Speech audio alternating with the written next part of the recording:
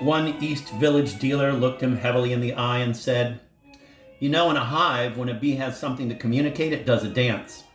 But if the bee does not stop dancing, the others sting it to death." And the dealer then turned and started talking to someone else.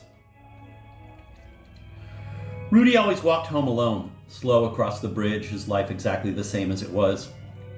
His heart, she knew, was full of that ghetto desire to leap from poor to rich with a single, simple act, that yearning that exhausted the poor, something the city required, an exhausted poor.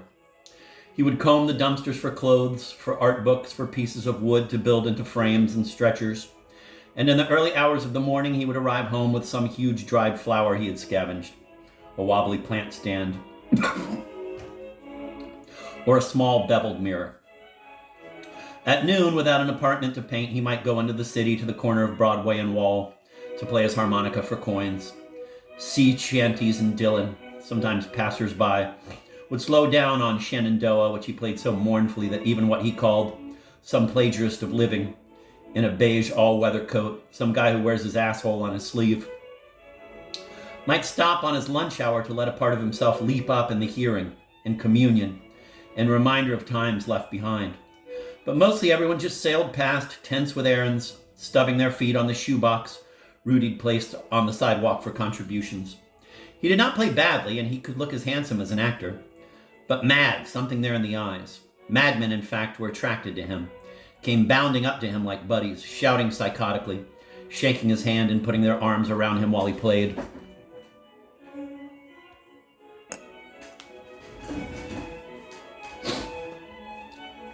But people with money wouldn't give it to a guy with a harmonica.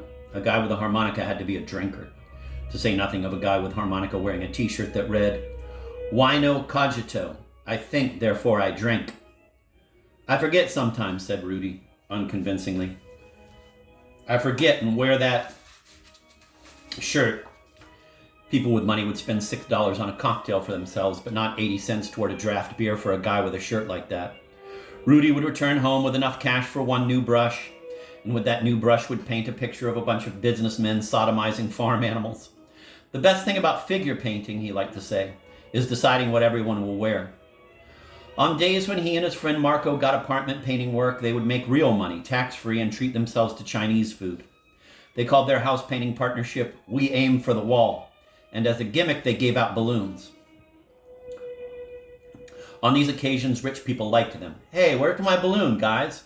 Until they discovered liquor missing or unfamiliar long-distance calls on their phone bills. As a result, referrals were rare. And now something was happening to him. At night, even more than before, he would push her, force her, and she was growing afraid of him. "I love you," he would murmur. "If only you knew how much." He'd grip her painfully at the shoulders, his mouth tight on hers, his body hurting her. In museums and galleries, he quietly mocked her opinions. "You don't know anything about art," he would say, scornfully shaking his head. If she liked something by someone who wasn't Rembrandt, someone he felt competitive with, someone his own age, someone who was a woman. She began going alone, as now, whizzing around the gallery partitions and then stopping long in front of a piece she liked, one that pulled her in and danced a little before letting her go. She liked scenes, something with water in a boat, but she rarely found any. Mostly there was only what she called warning label art. "Like man," said one. "Love hates," said another.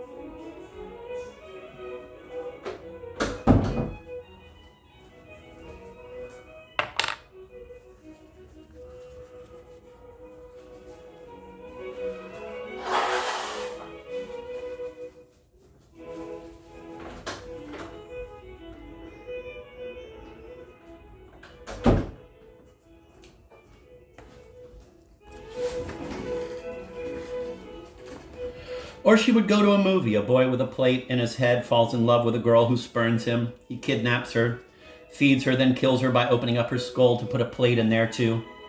He props her up in a chair and paints watercolors of her in the nude. On the subway back in the afternoon, every beggar seemed to her to have Rudy's face, turning, leering. They would come upon her suddenly, sit next to her and belch, take out a harmonica and play an old folk tune, or sit far away and just look. She would glance up, and every bum in the car would have his stare, persistent as pain. She got off at 4th Avenue and dropped her jar off at the clinic. "We'll telemail you the results," said a young man in a silvery suit, a technician who eyed her warily. "All right," she said. To console herself, she went to a shop around the corner and tried on clothes. She and Rudy used to do this sometimes, two young poor people posing in expensive outfits, just to show the other what they would look like if only. They would step out of the dressing rooms and curtsy and bow, exasperating the salesperson. Then they would return all the clothes to the racks, go home, make love. Once before he left the store, Rudy pulled a formal suit off the rack and screamed, "I don't go to these places." That same night, in the throes of a nightmare, he had groped for the hatchet beneath him and raised it above her, his mouth open, his eyes gone. "Wake up," she pleaded, and squeezed his arm until he lowered it, staring emptily at her, confusion smashed against recognition, a surface broken for air.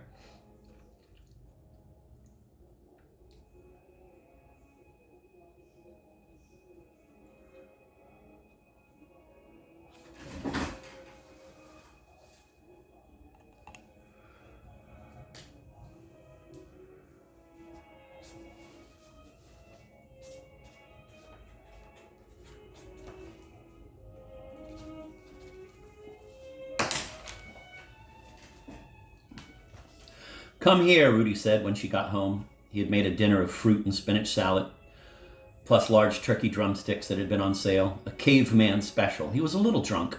The painting he had been working on, Mammy could see now, was of a snarling dog leaping upon a Virgin Mary, tearing at her lederhosen. Not a good sign. Next to the canvas, cockroaches were smashed on the floor like maple creams. "I'm tired, Rudy," she said. "Come on." The cabbagey rod of his one bad molar drifted toward her like a cloud. Where does Lorrie Moore get the smell of the bad teeth? She's in the other brand new novel she wrote. It's the same thing. The guy has a molar that coffee would sit in. "Come on." The cabbagey rod of his one bad molar drifted toward her like a cloud. She moved away from him. "After dinner, I want you to go for a walk with me. Then, at least," he belched.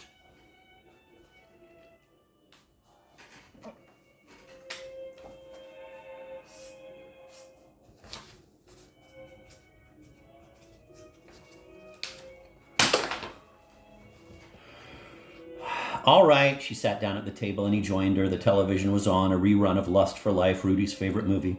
"What a madman, Van Gogh," he drawled, shooting himself in the stomach. Any sane person would shoot themselves in the head. "Of course," said Mamie, staring into the spinach leaves. Orange sections lay dead on the top like goldfish. She chewed on the turkey leg, which was gamey and dry. "This is delicious, Rudy." Any sane person would shoot themselves in the head. For dessert, there was a candy bar split in two. God, it's funny to think these were the stories that made me want to move to New York and be poor.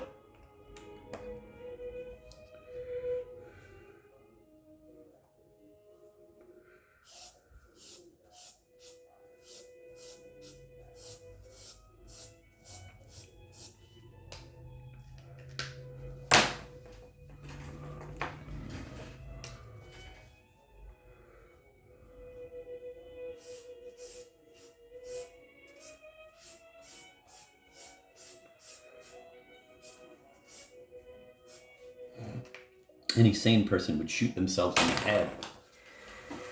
They went out. It was dusk, the sun not setting as quickly as in January when it descended fast as a window shade, but now slowing a little, a lingering, hesitant light, a black eye yellowing.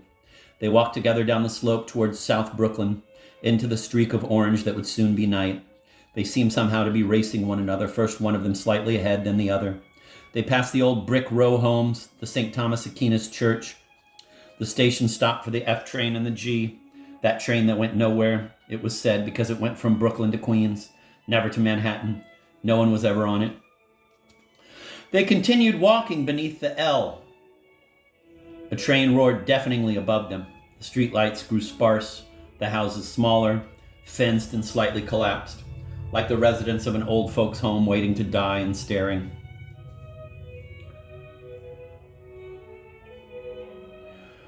What stores there were closed and dark. The skinny black laboratory in front of one of them sniffed at some bags of garbage, nuzzled them as if they were dead bodies that required turning to reveal the murder weapon, the ice pick in the back.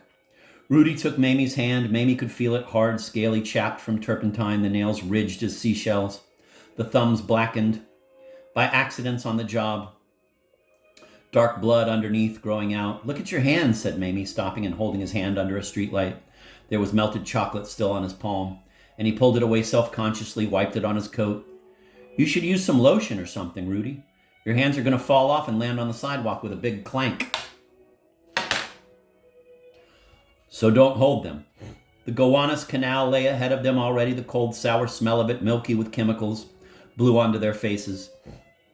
"Where are we going anyway?" she asked. A man in a buttonless coat approached them from the bridge, then crossed and kept walking.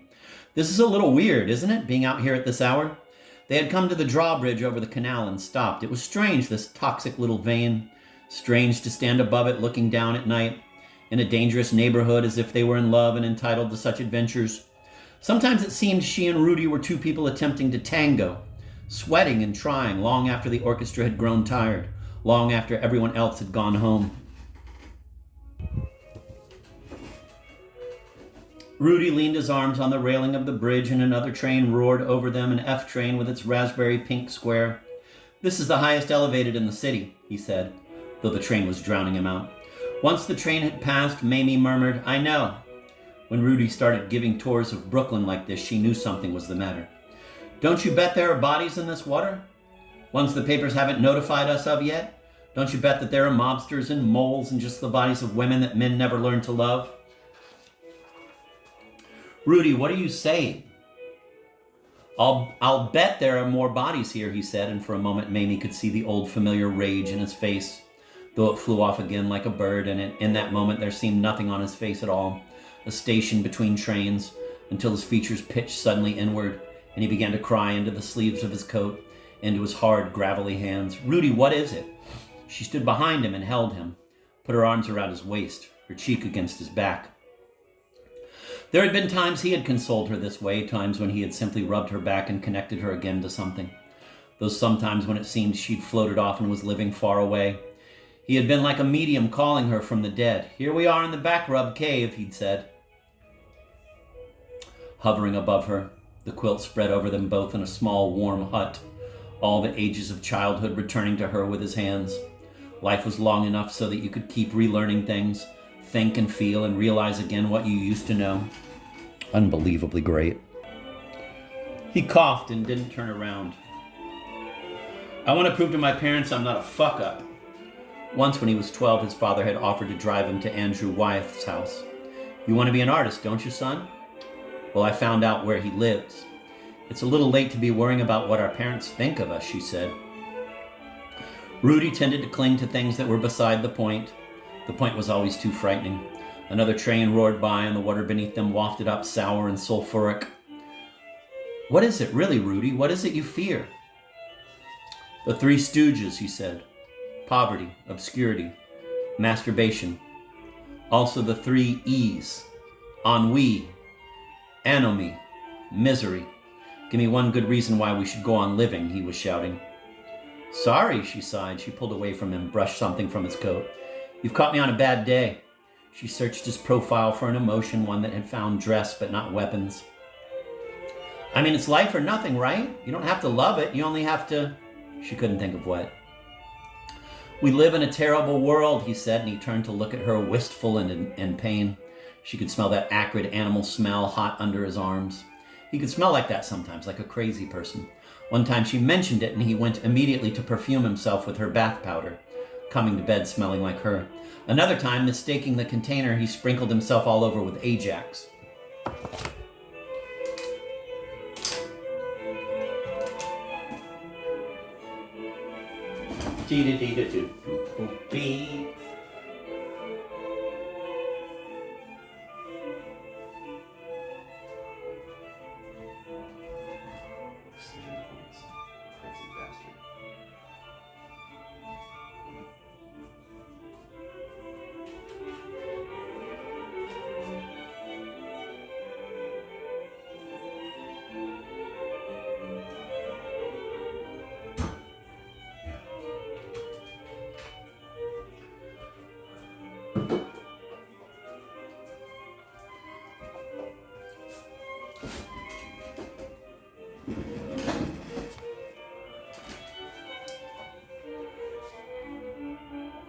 Happy Valentine's Day.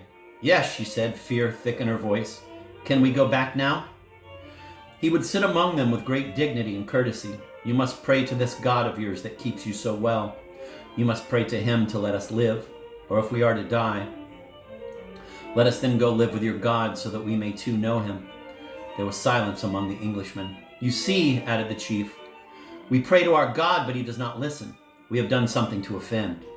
Then the chief would stand, go home, remove his English clothes, and die. Parentheses, picture, end of parentheses. Gauze was in the ladies' room again, and she smiled as Mamie entered. Going to ask me about my love life? She said, flossing her teeth in front of the mirror. You always do. All right, said Mamie. How's your love life? Gauze sawed back and forth with the floss, then tugged it out. I don't have a love life. I have a like life. Mamie smiled. She thought how nice that might be to be peacefully free from love, love and its desire for itself, a husband and wife like two army buddies with stories and World Series bets.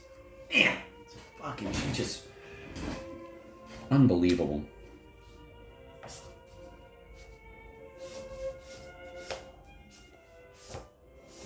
Fantastic.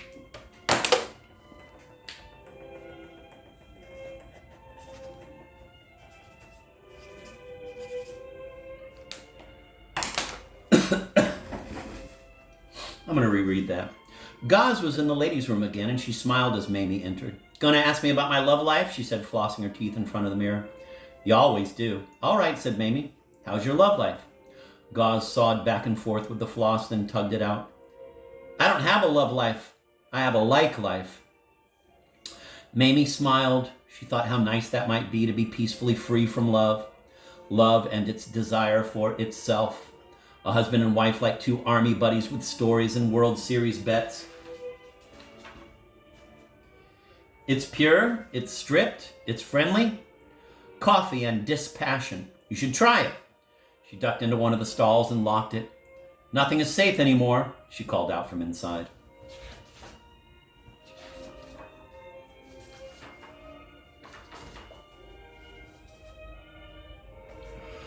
Mamie left, went to a record store and bought records. No one had been buying them for years now, and you could get them for 75 cents. She bought only albums that had a song with the word heart in the title. The vernacular heart, hectic heart. A heart is just a bicycle behind your ribs. Then she had to leave. Outside the dizzying heat of the store, she clutched them to her chest and walked down through the decaying restaurant smells of Chinatown toward the Brooklyn Bridge. The sidewalks were fetid and wet, and the day was warm, as if spring had already come. Everyone was out walking. She would stop at the clinic on the way home and drop off her jar.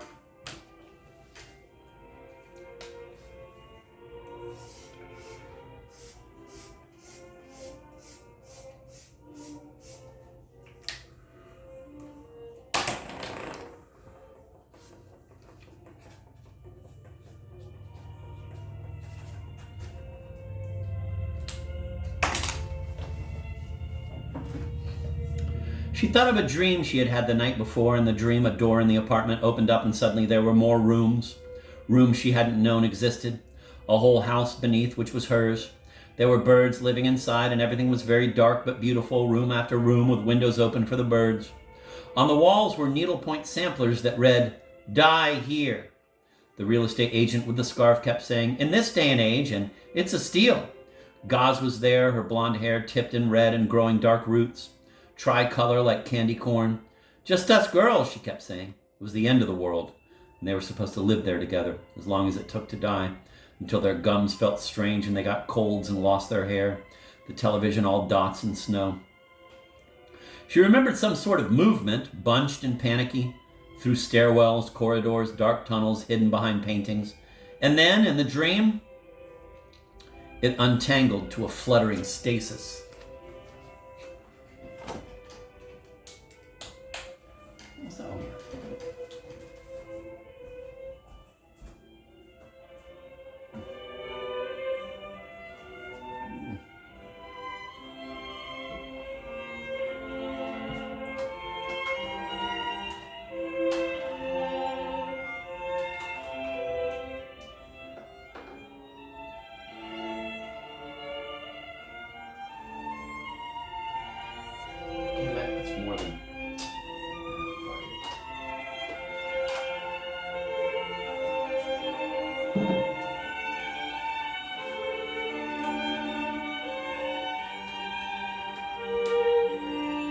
Ah, you fucking bitch.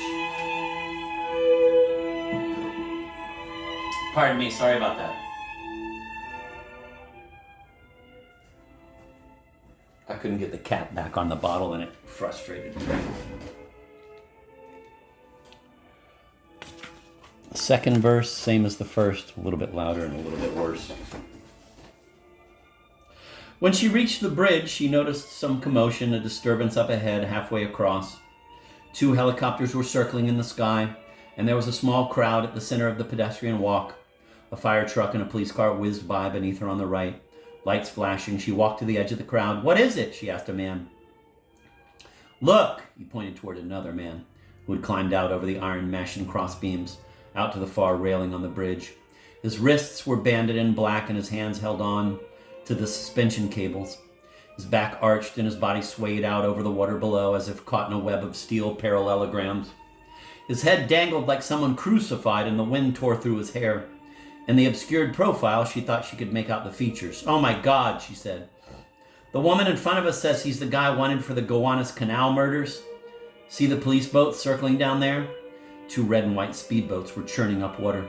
One of the helicopters hovered noisily above. "Oh my God," Mamie said again, and pushed her way through the crowd. A white heat burst in her brain. A police motorbike pulled up on the walkway behind her. A policeman with pistols got off. "It's someone I know," Mamie repeated to people, and elbowed them aside. "It's someone I know." She held her purse and bag in front of her and pushed. The policeman was following close behind, so she pressed hard. When she came to the place directly across from the man, she put down her things and lifted her knee up onto the rail, swung her leg over, and began to crawl, metal to skin, toward the outer reaches of the bridge. "Hey!" someone shouted to the policeman. The policeman, "Hey!" Cars sped beneath her and an oceany wind rushed into her mouth. She tried not to look down. "Rudy!" she called out, but it seemed feeble in the roar, her throat a half-throat. "It's me!" She felt surrounded by sky, moving toward it, getting closer. Her nails broke against metal. She was getting closer, close enough soon to grab him, to talk to him, to take his face in her hands and say something about, "Let's go home." But then suddenly, too far from her, he relinquished his grip on the cables and fell, turning, his limbs like a windmill, vanishing into the East River below. She froze. "Rudy!" 2 people screamed. There was a whirring noise from the crowd behind her. People pressed to the railings. "No, not this." "Excuse me, ma'am," shouted a voice. "Did you say you knew this man?" She inched backward on her knees, lowered herself to the walkway. Her legs were scraped and bleeding, but she didn't feel them. Someone was touching her, clamping hands around her arms. Her purse and bag were still where she'd left them, leaning against the cement, and she jerked free, grabbed them, and began to run.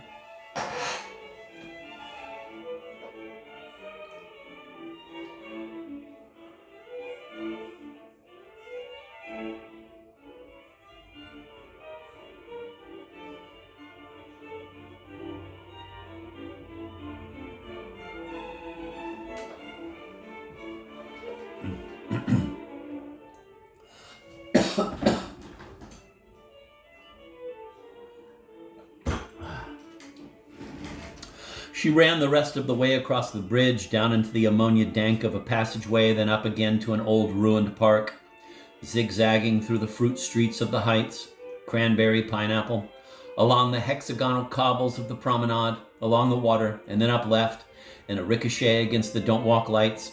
She did not stop running even when she found herself in Carroll Gardens, heading toward the Gowanus Canal. No, not this. She ran up the slope of South Brooklyn for 20 minutes, through traffic, through red lights and sirens, beneath the scary whoop of helicopters and a bellowing plane, until she reached the house with the bird feeder. And when she got there, scarcely able to breathe, she sank down on the concrete lip of its fence and let out a cry, solitary and strangled, into her bag of songs.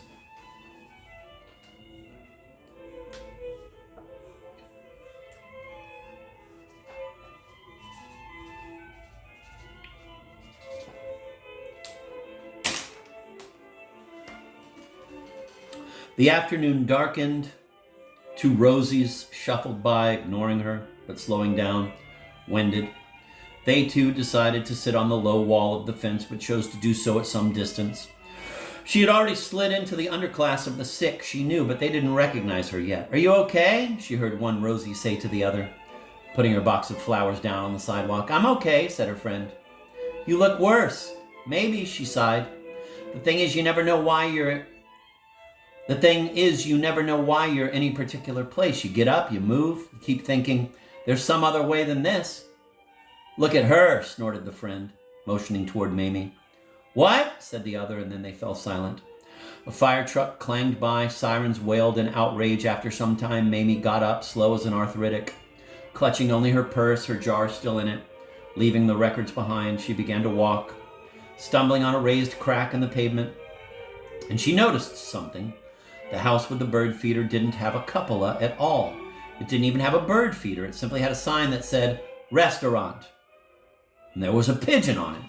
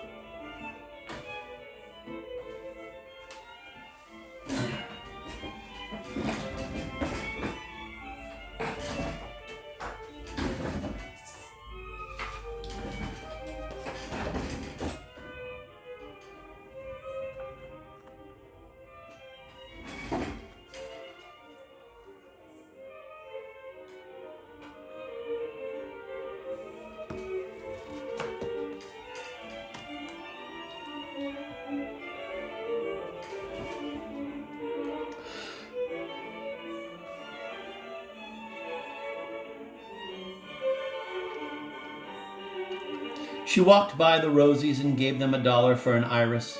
"My," said the one handing it to her. At the apartment, the lights were on and the padlock hung open like a hook.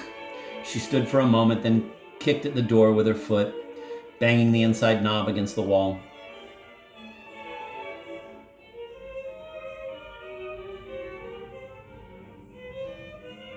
There was no other sound, and she hesitated there in the doorway, a form of desire, a hovering thing that cannot enter a room. But slowly she took a step, the heel of her hand pressed to the door jamb to steady her. He was there, hair dry, wearing different clothes. His arms were raised over his head, the stray tom like a mast in his hands on top. He was moving slowly around the place as if in a deep oriental exercise or a dance. The cat investigating the bookshelves. "It's you," Mamie said, frozen by the open door. The pumpkin stench of the bathroom wafted toward her. What the fuck does that mean? The uriny cold rushed in from behind, carrying with it the flap of helicopters. He turned to see her, brought the cat down to his chest. "Hi." He was chewing on a difficult bit of candy, pieces of it stuck in his teeth. He pointed to his cheek, grimacing. "Jujubes," he said. "They play with your mind." The television burst on, people chanting together like an anthem for cola. "We are the undying. We are..." He turned away and lifted the cat up high again, close to the golden moldings of the ceiling. "Cats love this," he said. His arms were long and tireless. In the reach, his shirt had come untucked, and the soft bare skin of his waist flashed like a smile. "Where have you been?" There was only this world, this looted, ventriloquized earth. If one were to look for a place to die, mightn't it be here? Like some old lesson of knowing your kind and returning. She was afraid, and the afraid, she realized, sought opportunities for bravery and love. She tucked the flower in her blouse. Life or death, something or nothing. You want something or nothing? She stepped toward him with a heart she'd someday tear the terror from. Here, but not now.